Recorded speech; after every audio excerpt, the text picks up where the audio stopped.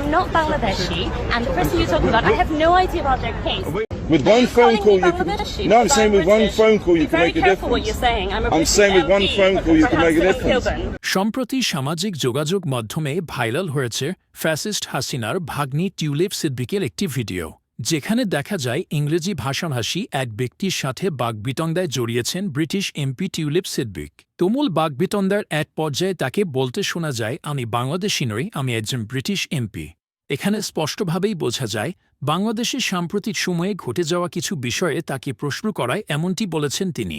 শুধু এতটুকুই নয়, ভাইরাল হওয়া ভিডিওটি দেখে ধারণা করা যায় বাংলাদেশের বর্তমান পরিস্থিতি এবং তার খালা সাবেক ফ্যাসিস্ট প্রধানমন্ত্রী হাসিনার কথা জিজ্ঞেস করায় মেজাজ হারান টিউলিপ। এ সময় সেই ব্যক্তিকে হুঁশিয়ারি দিয়ে তিনি বলেন, সতর্ক হন, ওসব ব্যাপারে আমি কিছু জানি না, আমি বাংলাদেশি নই, আমি একজন ব্রিটিশ এমপি।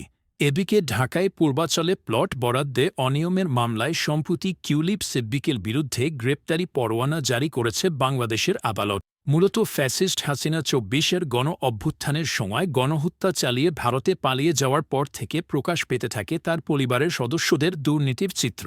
যদিও প্লট দুর্নীতির মামলায় বাংলাদেশে গ্রেপ্তারি পরোয়ানা জারির প্রতিক্রিয়ায় ব্রিটিশ এমপি টিউলিপ সিদ্দিক বলেছেন, তিনি ভুল কিছু করেছেন, এমন কোনো প্রমাণ কোথাও নেই।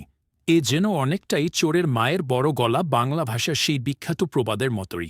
এই মামলায় শুধু টিউলিপ একা নন, তার মা শেখ রেহানা, তার ভাই লাদওয়ান মুজিব সিদ্দিক ববি এবং তার বোন আজমিনা সিদ্দিক রূপন্তীর নামও রয়েছে। তাদের সকলের বিরুদ্ধেই গ্রেপ্তারি পরোয়ানা জারি রয়েছে।